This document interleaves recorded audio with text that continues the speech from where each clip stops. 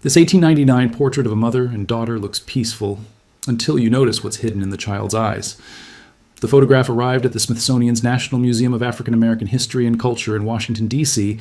in the spring of 2017, part of a larger donation of historical artifacts from a private collector in South Carolina. It was a simple portrait. A black woman and her young daughter, perhaps 6 or 7 years old, posed in a photography studio. The woman sat upright in a wooden chair, her expression dignified but weary, while the child stood beside her, one small hand resting on her mother's shoulder. Both wore their finest dresses, carefully pressed and adorned with modest lace collars. The photograph was dated 1899, taken in Charleston, South Carolina. Dr. Jennifer Hayes, a curator specializing in post-Reconstruction African American history, was cataloging the donation when she first examined the portrait. She handled it carefully, noting the photographer's mark embossed in the corner. Wesley & Sons, Photography, Charleston, SC.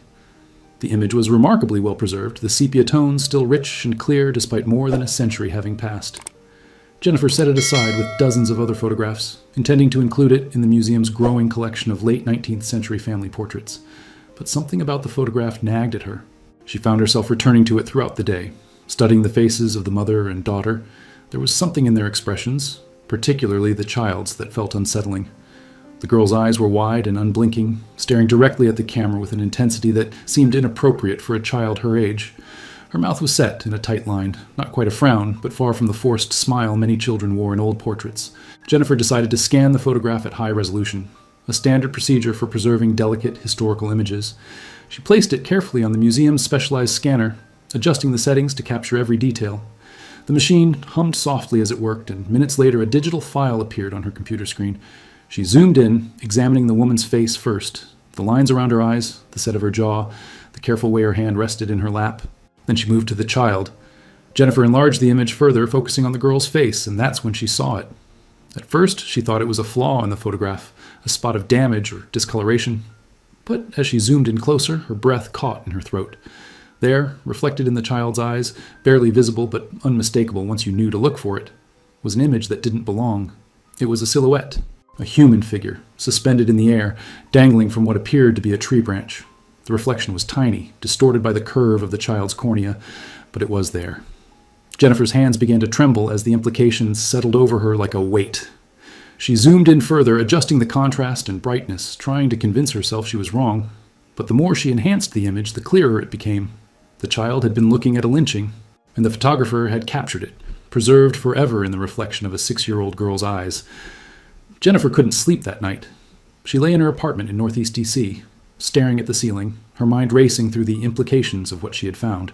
The image haunted her, not just the horror of the lynching itself, but the fact that a child had witnessed it, that a photographer had captured it, and that it had remained hidden for more than a century, waiting to be discovered.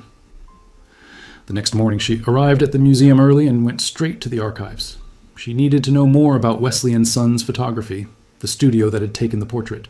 She pulled up the museum's database of historical businesses in the American South, cross-referencing with census records, city directories, and newspaper advertisements from Charleston in the 1890s. Wesley & Sons had been a prominent photography studio in Charleston from 1887 to 1903, operated by a white photographer named Edmund Wesley, and later his 2 sons, Thomas and Robert. The studio advertised services for all manner of portraiture and commemorative photography, and according to city records, it had served both white and black clientele, though likely in segregated sessions, as was common in the Jim Crow South. What Jennifer found next made her stomach turn. In the Charleston newspaper archives, she discovered several references to Edmund Wesley in connection with public events in the late 1890s. One article from 1897 mentioned that Wesley had been commissioned by local authorities to photograph significant civic gatherings. Another from 1899 noted that his studio had provided documentary services for various community events. She dug deeper, searching through digitized records of lynchings in South Carolina during that period.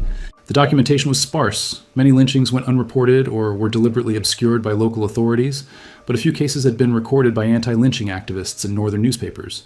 In August 1899, just weeks before the portrait was dated, a black man named Isaiah had been lynched in Charleston.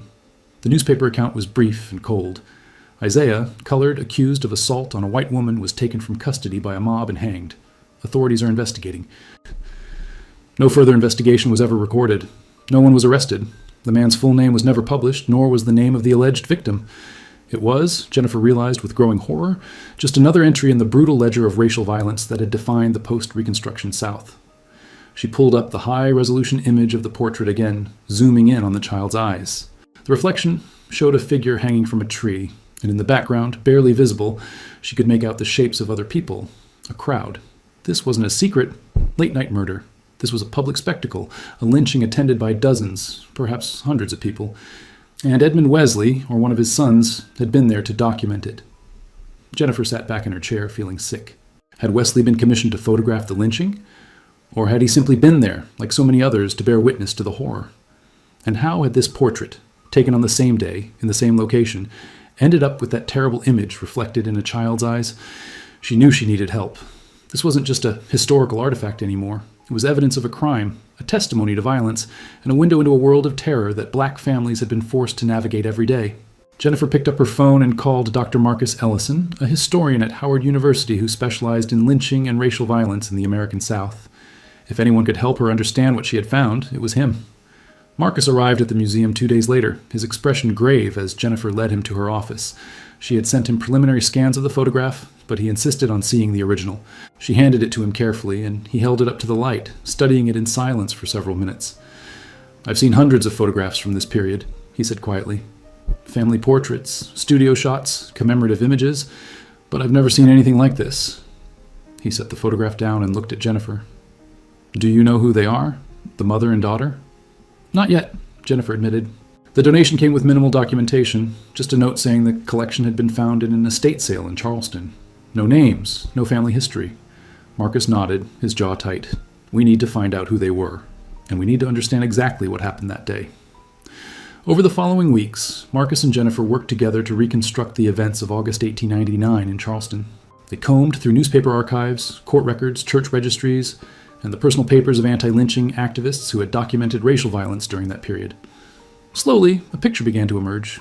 Isaiah, the man lynched in August 1899, had been a farmhand who worked on a plantation just outside Charleston. He had been accused of making unwanted advances toward a white woman, though the evidence was flimsy at best. It consisted solely of the woman's testimony. He was arrested, held for 2 days, and then, on the evening of August 14th, a mob of approximately 50 white men stormed the jail, dragged him out, and hanged him from an oak tree in a public square. The lynching had been announced in advance, advertised through word of mouth and handbills distributed around the city. It was, like so many lynchings of that era, a public spectacle, a performance of white supremacy designed to terrorize the black community and reinforce the racial hierarchy of the Jim Crow South. Witnesses reported that hundreds of people attended, including women and children. Some brought picnic baskets. Photographers sold souvenir postcards of the scene afterward. Marcus found a reference to Edmund Wesley in a personal diary kept by a Charleston minister who had opposed the lynching. The entry, dated August 15, 1899, read, "The photographer Wesley was present yesterday at the lynching of the colored man Isaiah. He set up his equipment and took several photographs of the crowd and the victim. I confronted him afterward and asked how he could participate in such evil. He said he was merely documenting history. I told him he was documenting sin." Jennifer felt a wave of nausea reading those words. Wesley had been there, camera in hand, capturing the murder as if it were just another event to be commemorated. And then, either that same day or shortly after, a black mother and her daughter had come to his studio to have their portrait taken. "Why would they go to him?" Jennifer asked, her voice shaking. "Why would a black family go to the studio of a man who had just photographed a lynching?" Marcus was silent for a long moment. Maybe they didn't know, or maybe they had no choice. Wesley might have been the only photographer in Charleston willing to serve black clients. But there's another possibility. He looked at her, his expression dark. Maybe the mother wanted a record. Maybe she wanted to preserve what her daughter had seen, to document the violence they were forced to witness. A silent testimony. Identifying the mother and daughter in the photograph proved to be extraordinarily difficult. Unlike white families, who often had their portraits cataloged in city directories and society pages, black families in the Jim Crow South left far fewer records. Births, marriages, and deaths were often unrecorded or recorded in separate, poorly maintained registers. Photographs were expensive luxuries that few could afford, and those that did exist were frequently lost, destroyed, or discarded over the decades. Jennifer and Marcus began by searching through census records from 1900, looking for black families in Charleston with young daughters. There were dozens of possibilities, but without names or addresses. Narrowing the list was nearly impossible. They cross-referenced baptismal records from black churches in the area, hoping to find a child born around 1892 or 1893 who might match the girl in the photograph. Marcus reached out to genealogists and historians in South Carolina, posting images of the portrait on forums and social media, asking if anyone recognized the faces or had family stories that might provide clues. The response was overwhelming. Hundreds of people contacted him, sharing their own family photographs and stories, hoping to help solve the mystery. But none of the leads panned out. Weeks turned into months. Jennifer continued her other work at the museum, but the portrait haunted her. She kept a copy on her desk, glancing at it throughout the day, studying the mother's exhausted expression in the child's wide, unblinking eyes. She felt a growing sense of responsibility.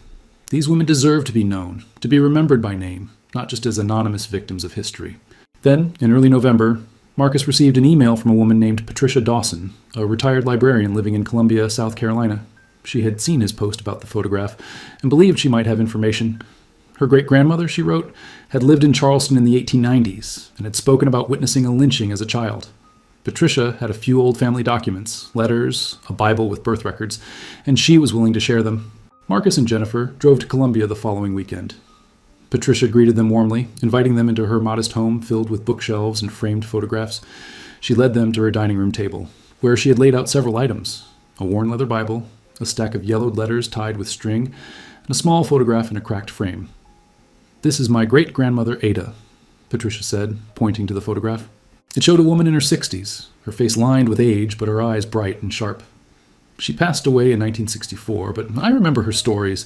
She talked about growing up in Charleston, about how dangerous it was for black people, especially after Reconstruction ended.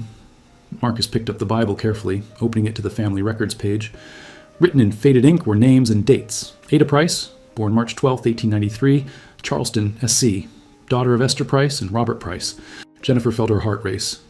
"Do you have any photographs of Ada as a child?" Patricia shook her head. "Just that one, and it was taken much later, but..." She hesitated, then reached for one of the letters. "My grandmother kept this. It's a letter Ada wrote to her when she was older, talking about her childhood. Let me read you a part." She unfolded the brittle paper and began to read. "Mama took me to the photographer in the summer of 1899. I didn't want to go. I had seen something terrible the day before, something I couldn't forget, but Mama said we needed the photograph, that it was important. She said someday people would need to know what we survived." Patricia handed the letter to Jennifer, who read it with trembling hands. The handwriting was shaky but legible, written in dark blue ink on paper that had yellowed with age.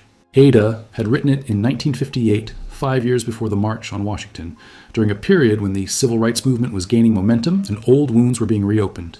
The letter continued. "I was 6 years old when I saw them hang that man. Mama tried to cover my eyes, but I had already seen. He was innocent, everyone knew it, but no one would say so out loud. The white folks came from all over town to watch. They cheered when he stopped moving. I had nightmares for years afterward. Mama said we had to be strong, that we couldn't let them see us break. The next day, she took me to the photographer's studio. I remember the man who took our picture. He had been there too, at the hanging. I recognized his camera. Mama must have known, but she didn't say anything.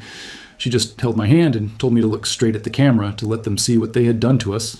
Marcus sat back in his chair, his eyes closed. "She remembered," he said quietly. "She remembered everything." Jennifer looked at Patricia. "Did Ada ever talk to you directly about this? About what she saw?" Patricia nodded slowly. "When I was a teenager, I asked her about growing up in the South during Jim Crow. She didn't want to talk about it at first, but eventually she told me. She said that day, the day of the lynching, changed her forever. She said she stopped being a child that day, that something inside her broke. But she also said it made her understand that silence was complicity. That's why she joined the NAACP later in life, why she marched and protested and refused to be quiet. She said she owed it to that man, to his memory." Jennifer carefully examined the photograph Patricia had of elderly Ada, comparing it to the face of the child in the 1899 portrait. The eyes were the same, wide, intense, carrying a depth of emotion that seemed too heavy for such a young face. "This is her," Jennifer said with certainty. "This is Ada." Marcus was already searching through the documents, looking for any mention of Ada's mother, Esther. He found a marriage certificate from 1888. Esther Johnson, age 19, married to Robert Price, age 24, Charleston, SC. There was also a death certificate for Robert, dated 1897. He had died of pneumonia 2 years before the photograph was taken, leaving Esther to raise Ada alone. So Esther was a widow, Marcus said, supporting herself and her daughter in Charleston in the 1890s. That must have been incredibly difficult. Patricia pulled out another document, a faded receipt from Wesley and Sons Photography, dated August 16, 1899, the day after the lynching. It was made out to Mrs. Esther Price. Payment received for one family portrait, $2.50. Jennifer stared at the receipt, her mind racing. $2.50, a significant sum for a widowed black woman in 1899. Esther had spent that money, perhaps money she desperately needed for food or rent, to have this portrait taken. Why? What had driven her to go to that studio, to face the man who had photographed her community's trauma, and to immortalize her daughter's pain? She was documenting it, Marcus said, as if reading Jennifer's thoughts. She couldn't speak out. That would have been suicide in Charleston in 1899. But she could do this. She could take her daughter to that studio and have their portrait made, knowing that someday someone might look closely enough to see what was hidden there. It was an act of resistance. Patricia wiped tears from her eyes. My great-grandmother lived until she was 71 years old. She saw the civil rights movement, saw black people finally fighting back against Jim Crow. I think she would be glad to know that her story is finally being told. With Ada and Esther now identified, Marcus and Jennifer returned to Charleston to locate the exact site where the lynching had occurred. Historical records indicated it had taken place in a public square near the center of town, but the city's landscape had changed dramatically over the past century. Buildings had been demolished and rebuilt, streets had been widened, and parks had been redesigned. They started at the Charleston County Public Library, searching through old city maps and photographs from the 1890s. A reference librarian named Thomas, an elderly black man who had lived in Charleston his entire life, recognized the location immediately when they showed him the historical descriptions. "That would be Hampton Square," he said, pointing to a spot on an 1895 map. "It's not there anymore. They tore it down in the 1920s and built a parking lot. But my grandfather told me stories about that square. He said terrible things happened there." Marcus and Jennifer drove to the location that afternoon. It was, as Thomas had said, now a parking lot serving a modern office building. Cars sat in neat rows where the oak tree had once stood, where Isaiah had been murdered, where hundreds had gathered to witness and celebrate his death. There was no historical marker, no acknowledgement of what had happened here. Jennifer stood in the middle of the parking lot, feeling the weight of erasure. "They wanted everyone to forget," she said. "They wanted to bury this, to act like it never happened." "That's why Esther's photograph is so important," Marcus replied. "It's proof. It's a testimony that can't be erased." They spent the rest of the day interviewing elderly residents of Charleston, asking if anyone remembered stories about the lynching or about Hampton Square. Most people were reluctant to talk, uncomfortable with dredging up such painful history. But one woman, Mrs. Dorothy Hughes, age 89, invited them into her home and shared what her grandmother had told her. "My grandmother was there that day," Mrs. Hughes said, her voice quavering. "She was just a girl, maybe 10 years old. Her mama brought her because that's what people did back then. White folks wanted black folks to see what would happen if we stepped out of line. My grandmother said she never forgot the man's face, how scared he looked, how he kept saying he was innocent. She said she saw a woman in the crowd with a little girl, and the woman was crying, trying to pull her daughter away, but the crowd was too thick. She always wondered what happened to that little girl, whether she was okay." Jennifer felt chills run down her spine. "The woman? And the girl? Do you think that was Esther and Ada?" "Could have been," Mrs. Hughes said. "There were a lot of black folks there that day. Not because we wanted to be, but because we didn't have a choice. If you didn't show up, folks might think you were sympathizing with the victim, and that could get you killed too. So we went, and we watched, and we tried not to let them see us cry." Marcus leaned forward. "Mrs. Hughes, do you know what happened to Isaiah's body after the lynching?" She shook her head sadly. "Nobody knows. They cut him down eventually, but there was no funeral, no burial that anyone recorded. His family, if he had any, probably couldn't claim the body without putting themselves at risk. He just disappeared like so many others." But back in Washington, Jennifer and Marcus worked to piece together a complete narrative of what had happened in Charleston in August 1899. They now had names, dates, locations, and testimonies. What they didn't have, and what they desperately wanted, was justice, or at least recognition. Marcus began drafting an article for the Journal of Southern History, documenting their findings and analyzing the photograph as a unique form of resistance and testimony. Jennifer, meanwhile, started planning an exhibition at the museum that would center on Esther and Ada's portrait, contextualizing it within the broader history of lynching and racial terror in the post-Reconstruction South. As they worked, they continued to receive messages from people across the country, descendants of lynching victims, historians, activists, and ordinary citizens who were moved by Ada's story. One message came from a filmmaker in Atlanta who wanted to create a documentary about the photograph and the investigation. Another came from a group of high school students in Charleston who were researching local history and wanted to erect a memorial at the site of Hampton Square.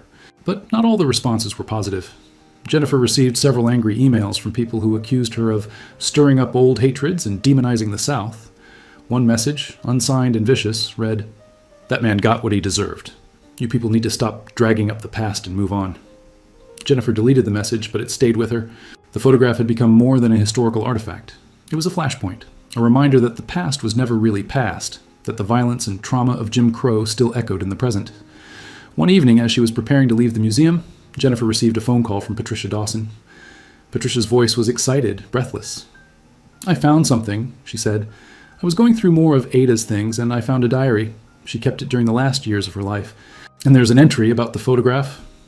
Jennifer grabbed a pen. "What does it say?" Patricia began reading. "January 15th, 1963.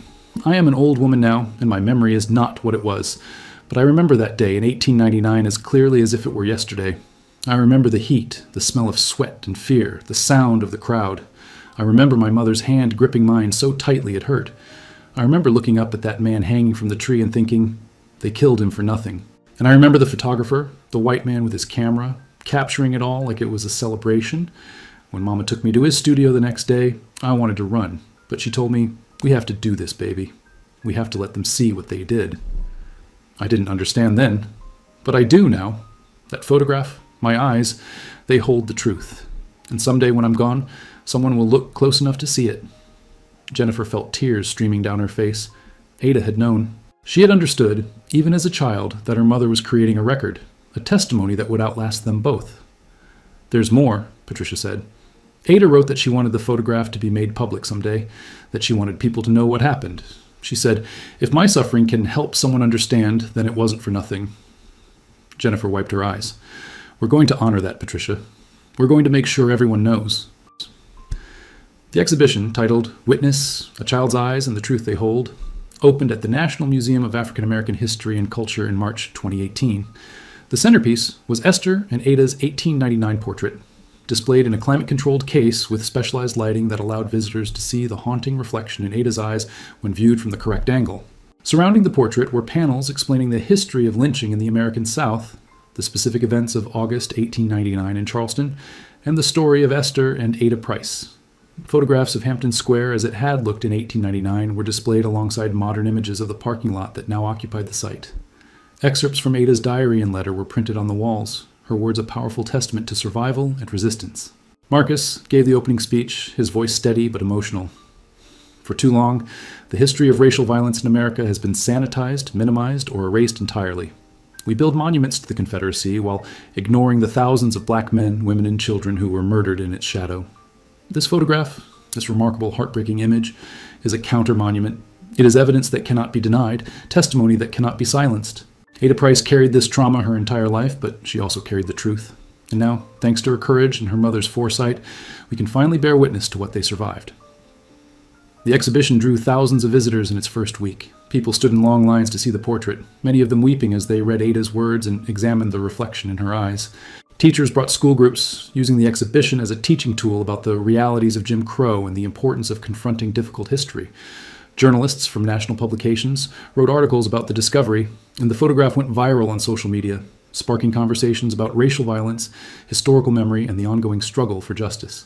Patricia Dawson attended the opening with several members of her family, Ada's descendants, now scattered across the country but brought together by the rediscovery of their ancestors' story. They stood in front of the portrait, holding hands, tears streaming down their faces. "I wish she could see this," Patricia said to Jennifer. "I wish Ada could know that her story mattered, that people care." "She knew," Jennifer replied. "That's why she saved the diary, why she kept the photograph all those years. She knew someday it would matter." Not everyone was pleased with the exhibition. A few protesters gathered outside the museum on opening day, holding signs that read, "Stop demonizing our heritage," and "The past is the past." They were vastly outnumbered by supporters, but their presence was a reminder that the wounds of history were far from healed. Inside the museum, however, the atmosphere was one of reverence and reflection. Visitors moved slowly through the exhibition, reading every word, studying every image.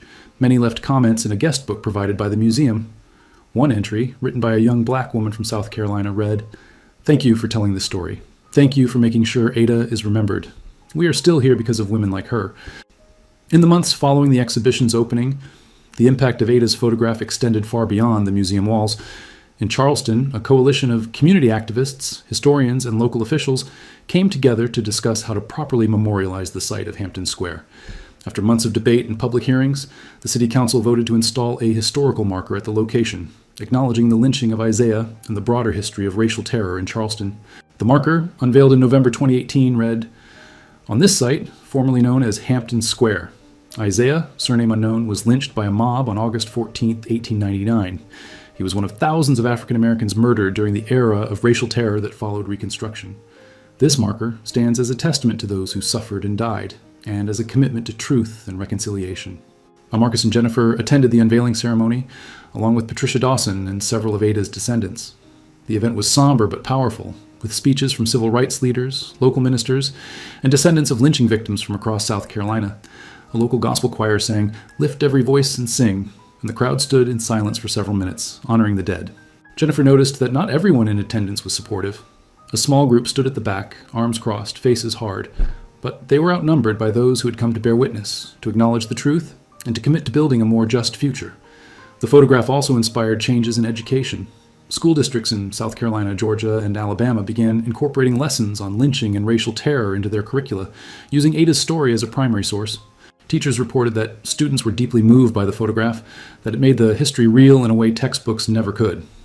Marcus received an email from a high school teacher in Atlanta. "I showed my students the photograph today. We spent the entire class period discussing it. Several students cried. One boy said, 'I never understood before why people say the past isn't past. Thank you for bringing this to light.'" The photograph also caught the attention of the Equal Justice Initiative, a nonprofit organization dedicated to documenting and memorializing victims of racial violence. They reached out to Jennifer and Marcus, asking permission to include Ada's story in their National Memorial for Peace and Justice in Montgomery, Alabama. The memorial, which had opened earlier that year, featured hundreds of steel monuments representing counties where lynchings had occurred, each inscribed with the names of victims. Jennifer and Marcus agreed, and in 2019, a new panel was added to the memorial, featuring Ada's photograph alongside the names of other lynching victims from Charleston County. Beneath the image, a plaque read, "Ada Price, witness, born 1893. Saw the lynching of Isaiah in Charleston, SC, August 14, 1899. Carried the truth in her eyes and her heart for 71 years. May we never forget." Patricia stood in front of the memorial. On the day it was unveiled, her hand pressed against the cold steel. "She's finally at peace," she whispered. "They can't erase her anymore." 5 years after the discovery of the photograph, Jennifer sat in her office at the Smithsonian, reflecting on everything that had transpired. The exhibition had closed after its initial run, but had traveled to museums across the country, Atlanta, Birmingham, Memphis, Los Angeles, bringing Ada's story to millions of people. The photograph had been reproduced in textbooks, featured in documentaries, and studied by scholars around the world. It had become, in many ways, one of the most important pieces of evidence of racial terror in American history. But for Jennifer, it was more than that. It was a reminder of why she had become a historian in the first place, to uncover hidden truths, to give voice to the silenced, to ensure that the past was not forgotten or sanitized, but confronted honestly and courageously. She thought about Esther Price, the widowed mother who had scraped together $2.50 to have a photograph taken, who had walked into the studio of a man who had documented her community's suffering and insisted on being seen. She thought about Ada, the 6-year-old girl whose childhood had been stolen by violence, who had carried that trauma for 71 years, but had never stopped fighting for justice. Marcus had gone on to write a book about lynching and visual testimony, with Ada's photograph on the cover. It had won several awards and was now required reading in many college history courses. He called Jennifer regularly, sharing new discoveries and leads, other photographs, other stories, other voices waiting to be heard. Patricia Dawson had become an advocate for truth and reconciliation, working with schools and community organizations to teach about racial violence and its lasting impact.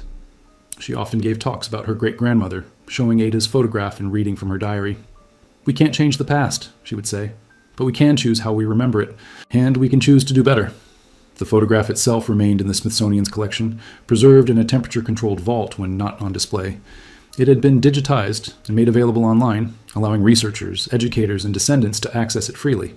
Every month, Jennifer received messages from people who had seen it, some sharing their own family stories, others simply expressing gratitude that the truth was being told. Well, one afternoon, Jennifer received a letter from a young girl in Charleston, age 12, who had seen the exhibition during a school field trip. The letter read, "Dear Dr. Hayes, thank you for showing us Ada's photograph. My teacher said that history is about more than dates and names. It's about people and their stories. Ada's story made me understand that. I want to be a historian like you when I grow up, so I can help tell the stories that need to be told. Thank you for not forgetting." Jennifer pinned the letter to her bulletin board, next to a copy of the 1899 portrait. She looked at Ada's face, the wide, haunted eyes, the small hand resting on her mother's shoulder, the invisible reflection that held such terrible truth, and felt a profound sense of gratitude and responsibility. Esther and Ada had done their part. They had created a record, preserved a testimony, entrusted the truth to the future. Now it was Jennifer's generation's responsibility to honor that trust, to keep telling the story, to ensure that the victims of racial terror were remembered not as statistics or abstractions, but as human beings, loved, mourned, and deserving of justice. The photograph would endure. The truth would endure. And as long as people like Jennifer, Marcus, and Patricia continued to fight for it, the memory of those who suffered would never be erased. Ada's eyes would always bear witness.